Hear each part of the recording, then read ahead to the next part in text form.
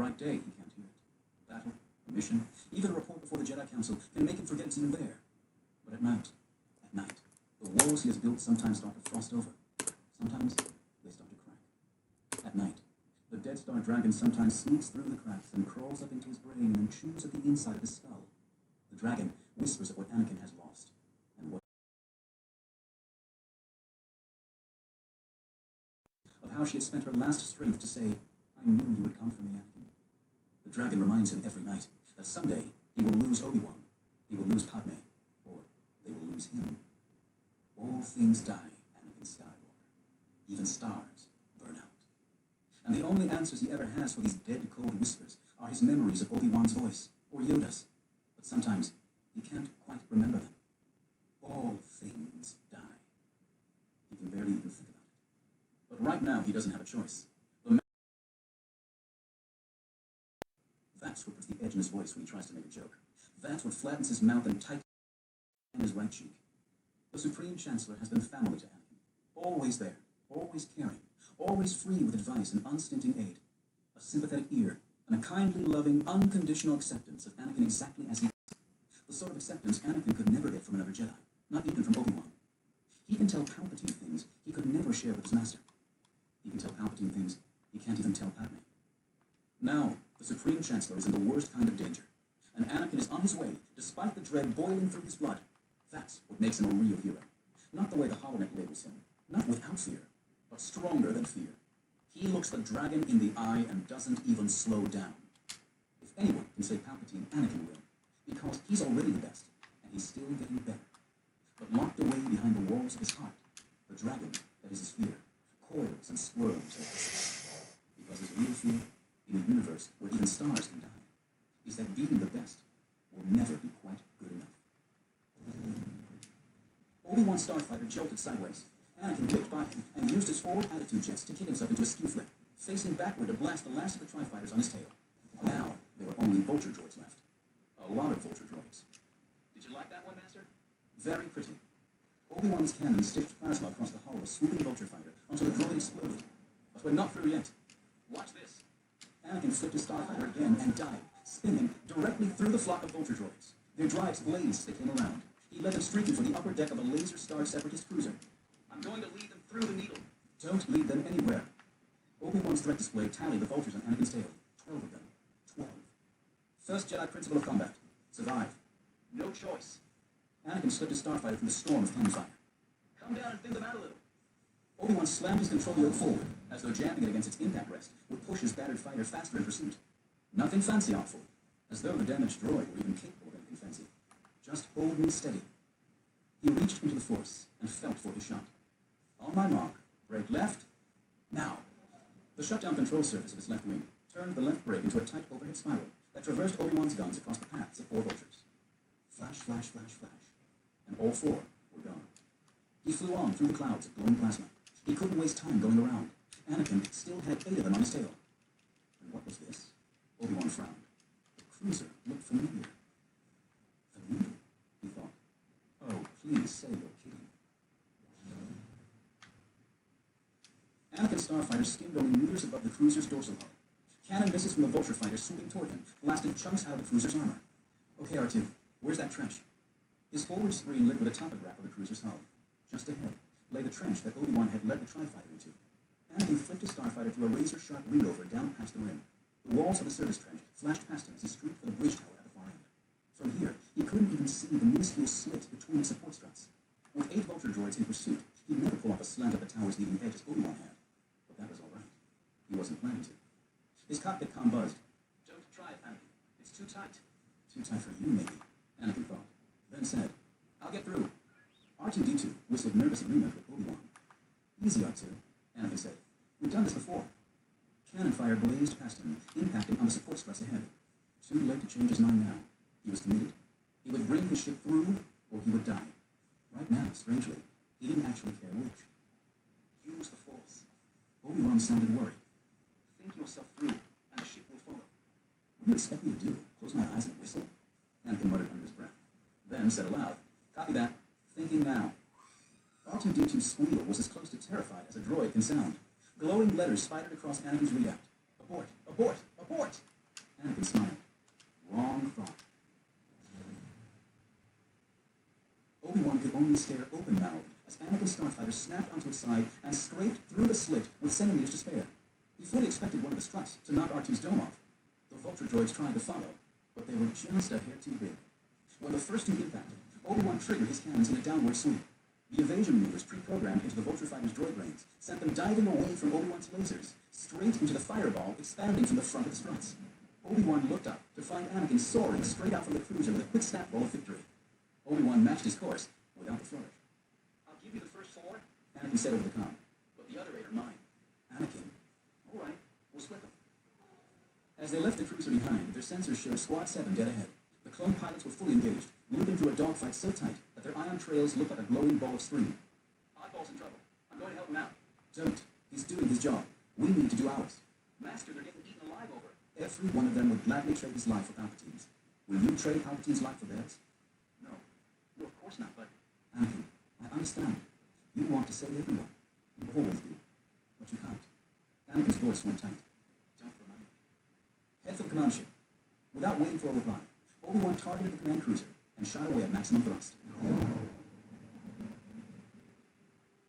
The cross of burn scar beside Anakin's eye went pale as he turned his starfighter in pursuit. Obi-Wan was right. He almost always was. You can't save everyone. His mother's body, broken and bloody in his arms, her battered eyes struggling to open, the touch of her smashed lips. "I knew you would come to me. I missed you so much." That's what it was to be not quite good enough. It could happen any time, any place. If he was a few minutes late, if he let his attention drift for a single second, if he was a whisper too late, any place, any time, but not here, and not now. He forced his mother's face back down below the surface of his consciousness. Time to get to work. They flashed through the battle, dodging flak and turbo laser bolts, slipping around cruisers to eclipse themselves from the sensors of droid fighters. They were only a few dozen kilometers from the command cruiser when a pair of tri-fighters whipped across their path, firing on deflection. Anakin's sensor board lit up, and R2-D2 shrilled a warning. "Missiles!" He wasn't worried for himself. The two on his tail were coming at him in perfect tandem. Missiles, like the sophisticated brains of droid fighters. To keep them from colliding on their inbound vectors, one of them would lock onto his fighter's left drive, the other onto his right. A quick snap roll would make those vectors intersect, which they did in a silent blossom of flame. Obi-Wan wasn't so lucky. The pair of missiles locked onto his sublights weren't precisely side by side. A snap roll would be worse than useless. Instead, he fired retros and kicked his dorsal jets to half his velocity and knocked him a few meters planetward. The lead missile overshot and spiraled off into the orbital band. The trailing missile came close enough to trigger its proximity sensors and detonated in a spray of glowing shrapnel. Obi-Wan's starfighter flew through the debris, and the shrapnel trapped him. Little silver spears flipped themselves into his path and latched onto the starfighter's skin. They split and sprouted spidery arrays of jointed arms that pried up hull plates, exposing the starfighter's internal works to multiple circular whirls of blade, like ancient mechanical bone saws. This was a problem. "I'm hit." Obi-Wan sounded more irritated than concerned. "I'm hit." "I have visual." Anakin swung his starfighter into closer pursuit. "Buzz droids. I can't fire." "Get out of here, Anakin. There's nothing you can do." "I'm not leaving you, Master." Cascades of sparks fountained into space from the buzz droid saws. "Anakin, the mission. Get to the command ship. Get the Chancellor." "Not without you," Anakin said through his teeth. One of the buzz droids crouched beside the cockpit, silvery arms grappling with R4. Another worked on the starfighter's moves, while a third skidded toward the ventral hydraulics. The last two of the aggressive little mechs had spidered to Obi-Wan's left wing, working on that damaged control surface. "You can't help me." Obi-Wan still maintained his Jedi palm. "They're shutting down the controls." "I can fix that." Anakin brought his starfighter into line only a couple of meters off Obi-Wan's wing. "Steady," he muttered. "Steady," and triggered a single burst at his right side cannon that blasted the two buzz droids into gouts of molten metal. Along with most of Obi-Wan's left wing, Anakin said, "Oops." The starfighter bucked hard enough to knock Obi-Wan's skull against the transparent steel canopy. A gust of stinging smoke filled the cockpit. Obi-Wan fought the yoke to keep the starfighter out of an uncontrolled tumble. "Anakin, that's not helping." "You're right. Bad idea. Here, let's try this. Move left and swing under." "Easy." "Anakin, you're too close. Wait." Obi-Wan stared in disbelief as Anakin's starfighter edged closer and with a dip of its wing, physically slammed a buzz droid into a smear of metal. The impact jolted Obi-Wan again, pounded a deep streak of dent into his starfighter's hull, and shattered the forward control surface of Anakin's wing. Anakin had forgotten the first principle of combat, again, as usual. "You're going to get us both killed." His atmospheric scrubbers drained smoke from the cockpit, but now, the droid on the forward control surface of Obi-Wan's starfighter's right wing had peeled away enough of the hull plates that its jointed saw arms could get deep inside. Sparks flared into space, along with an expanding fountain of gas that instantly crystallized in the hard vacuum. Velocity identical to Obi-Wan's, the shimmering gas hung on his starfighter's nose like a cloud of fog. Lost, Obi-Wan muttered. I can't see. My controls are going. You're doing fine. Stay on my wing. Easier said than done, Obi-Wan thought. Then said, I have to accelerate out of this. I'm with you. Go. Obi-Wan eased power to his thrusters, and the starfighter parted the cloud, but new vapor boiled out to replace it as he went. Is that last one still on my nose? R4, can you do anything? The only response he got came from Anakin. That's a negative on R4. Buzzroid got it. It. Obi-Wan corrected automatically. Wait, they attacked R4? Not just R4. One of them jumped over when he hit. Lost, Obi-Wan thought. They are getting smart. Through a gap, torn in the cloud and the curve of his cockpit, Obi-Wan could see R2-D2 grappling with a Buzzroid hand-to-hand. Well, saw-arm to saw-arm. Even flying blind and nearly out of control through the middle of the spaceback, Obi-Wan could not avoid a second of disbelief at the bewildering variety of auxiliary tools and aftermarket behaviors Anakin had tinkered onto his starfighter's astronet, even beyond the sophisticated upgrades performed by the royal engineers of Naboo. The little device was virtually a partner in its own right.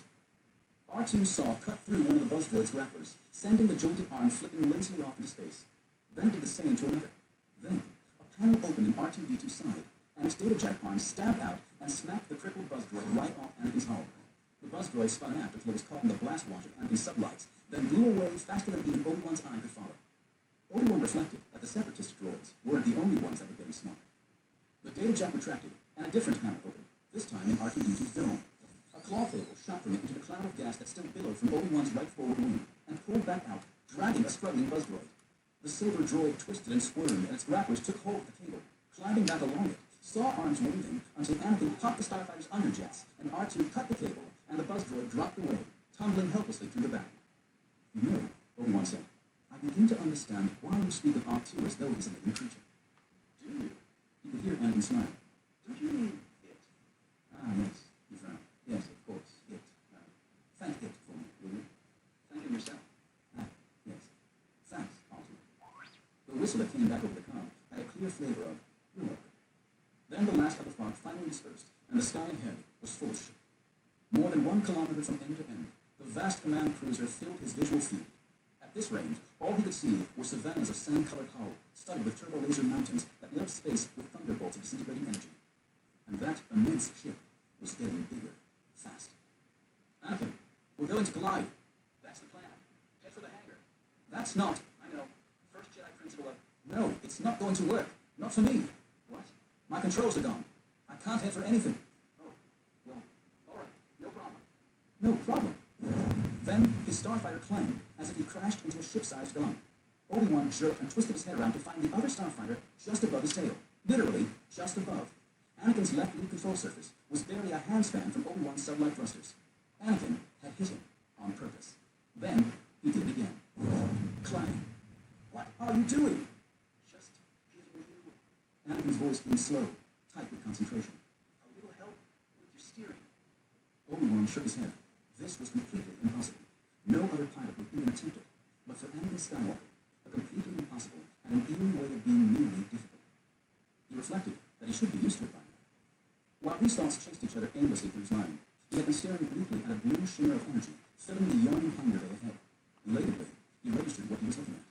He thought, oh, this is bad. Anakin, Obi-Wan began. He tried rerouting control paths through his yoke. No luck. Anakin drew up and tipped his forward surfaces down behind the sparking scrap that used to be R4. Anakin, give me just a second, Master. Anakin's voice had gone even deeper. A muffled thud, then louder, and a story and a squeal of ripping metal. This isn't quite as easy as it looks. Anakin, what? The hangar bay. What about it? Have you noticed that the shield's still up? Really? Really? Not to mention so close that Obi-Wan could practically taste it. Oh, sorry. I've been busy. Obi-Wan closed his eyes. Reaching into the Force, his mind followed the Starfighter's mangled circuitry to locate and activate the sublight engine's manual test board. With a slight push, he triggered a command normally used only in bench tests. Full reverse. The cometary tail of glowing debris, shed by his disintegrating starfighter, shot past him and evaporated in a cascade of miniature starbursts on contact with the hangar chute, which was exactly what was about to happen to him. The only effect of full reverse from his failing engines was to give him more time to see it coming. Then Anakin's starfighter swooped in front of him, crossing left to right at a steep deflection. Energy flared from his cannons, and the shield emitters at the right side of the hangar door exploded into scrap. The blue shimmer of the base shield flickered, faded, and vanished, just as Obi-Wan came spinning across the threshold and slammed along the deck, trailing sparks and a stream of tortured metal. His entire starfighter, what was left of it, vibrated with the roar of atmosphere howling out from the unshielded bay. Massive blast doors ground together like jaws. Another force touch on the manual test board cut power to his engines, but he couldn't trigger the explosive bolts on his cockpit canopy. And he had a bad feeling that those canopy bolts were the only thing on his craft that weren't about to explode. His lightsaber found his hand and blue energy flared. One swipe and the canopy burst away, ripped into space by the hurricane of escaping air. Obi-Wan flipped himself up into the stunningly cold gale and let it blow him tumbling away as the remnants of his battered craft finally exploded. He rode the shockwave while he let the force right him in the air. He landed cat-footed on the blackened street, still hot enough to scorch his boots, that his landing had gouged into the deck. The hangar was full of battle droids. His shoulders dropped and his knees bent, and his lightsaber came up to angle in front of his face. There were far too many for him to fight alone, but he didn't mind. At least he was out of that blasted starfight. Anakin slipped his craft toward the hangar through a fountain of junk and flash-frozen gas. One last touch of the yoke twisted his starfighter through the closing teeth of the blast doors, just as Obi-Wan's canopy went the other way. Obi-Wan's ship was a hunk of glowing scrap, punctuating a long, smoking skin mark. Obi-Wan himself, viewed rotten with frost, lightsaber out and flaming, stood in a tightening ring of battle droids. Anakin slewed his starfighter into a landing that scattered droids with a particle blast from his sublight thrusters, and for 1 second, he was 9 years old again, behind the controls of a starfighter in the Theed Royal hangar, his first touch of a real ship's real cannons, blasting battle droids. He'd have done the same right here, except that Palpatine was somewhere on the ship. They just might need one of the light shuttles in this hangar to get the Chancellor safely to the surface. A few dozen cannon blasts bouncing around in here could wreck them all. This he'd have to do by hand. The one touch blew his canopy and he sprang from the cockpit, flipping upward to stand on the wing. Battle droids opened fire instantly, and Anakin's lightsaber flashed. R2, locate a computer link. The little droid whistled at him, and Anakin allowed himself a tight smile. Sometimes he thought he could almost understand the droid's electrosonic code. Don't worry about us. Find Palpatine. Go on. I'll cover you. R2 popped out of the socket and bounced to the deck. Anakin jumped ahead into a cascade of blaster fire and let the force direct his blade. Battle droids began to spark and collapse. Get to that link! Anakin had to shout above the whine of blasters and the roar of exploding droids. I'm going for Obi-Wan! No need. Anakin whirled to find Obi-Wan right behind him in the act of slicing neatly through the brain case of a battle droid. I appreciate the thought, Anakin, the Jedi Master said with a gentle smile. But I've already come for you. This, then, is Obi-Wan and Anakin. They are closer than friends, closer than brothers. Though Obi-Wan is 16 standard years Anakin's elder, they have become men together. Neither can imagine life without the other. The war has forged their two lives into one. The war that has done this is not the Clone Wars. Obi-Wan and Anakin's war began on Naboo, when Qui-Gon Jinn died at the hand of the Sith Lord. Master and Padawan and Jedi Knights together, they have fought this war for 13 years. Their war is their life, and their life is a weapon. Say what you will about the wisdom of ancient Master Yoda, or the deadly skill of Grim Mace Windu, the courage of Ki-Adi-Mundi, or the subtle wiles of Shakti. The greatness of all these Jedi is unquestioned, but it pales next to the legend that has grown around Kenobi and Skywalker. They stand alone. Together, they are unstoppable, unbeatable. They are the ultimate go-to guys of the Jedi Order.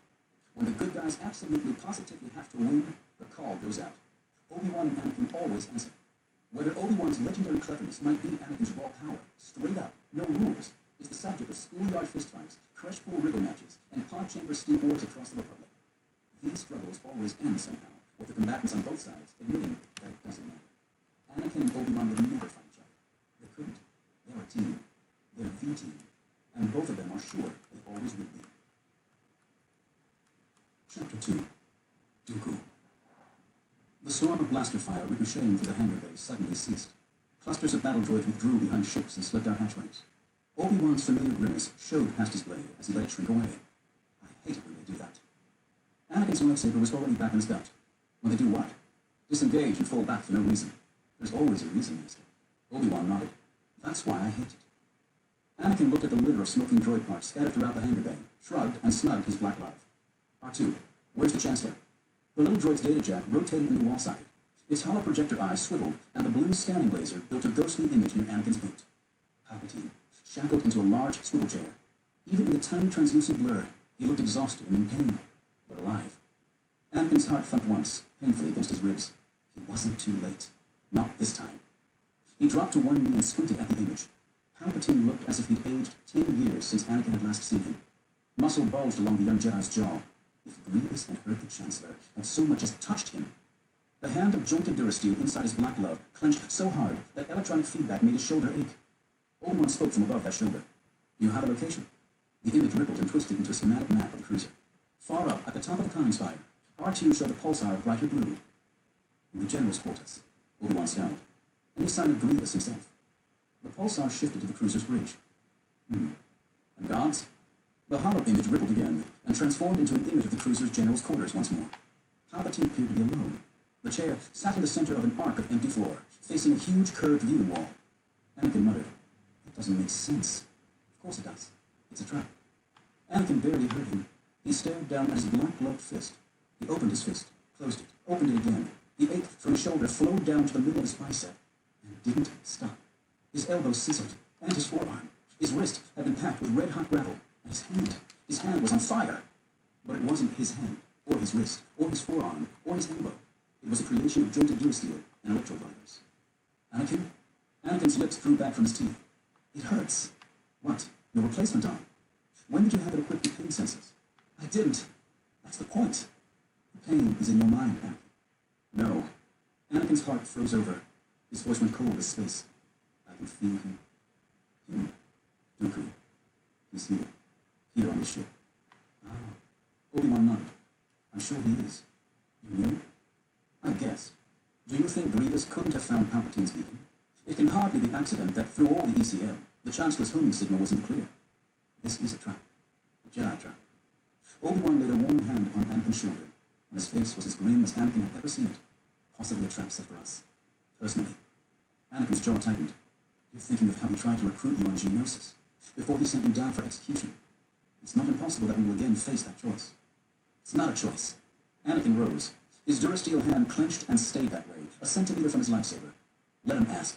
My answer is right here on my belt." "Be mindful, Anakin. The Chancellor's safety is our only priority." "Yes. Yes, of course." The ice in Anakin's chest thawed. "All right. It's a trap. Next move?" Obi-Wan allowed himself a bit of a smile of his own as he headed for the nearest exit from the hangar bay. "Same as always, my young friend. We spring it. I can work with this plan." Anakin turned to his astronaut. "You stay here, R2. The little droid interrupted him with a wheedling order. "No arguments. Stay. I mean it." R2-D2's whistle reply had a distinctly salty tone. "Listen, R2, someone has to maintain computer contact. Do you see a data jack anywhere on me?" The droid seemed to acquiesce, but not before weeping what sounded like it might have been a suggestion where to look. Waiting by the open hatchway, Obi-Wan shook his head. "Honestly, the way you talk to that thing." Anakin started toward him. "Careful, Master. You'll hurt his feelings." He stopped in his tracks, a curious look on his face, as if he was trying to frown and to smile at the same time. "Anakin?" He didn't answer. He couldn't answer. He was looking at an image inside his head. Not an image. A reality. A memory of something that hadn't happened yet. He saw Count Dooku on his knees. He saw lightsabers crossed at the Count's throat. Clouds lifted from his heart. Clouds of Jabin, of Argonar, of Camino, of even the Tusken King. For the first time in 2 many years, he felt young as he really was. Young and free and full of light. "Master?" His voice seemed to be coming from someone else, someone who hadn't seen what he'd seen, hadn't done what he'd done. "Master, right here, right now, you and I." "Yes?" Anakin blinked. "I think we're about to win the war."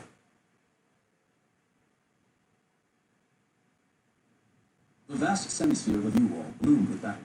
Sophisticated sensor algorithms compressed the combat that sprawled throughout the galactic capital's orbit to a view the naked eye could enjoy.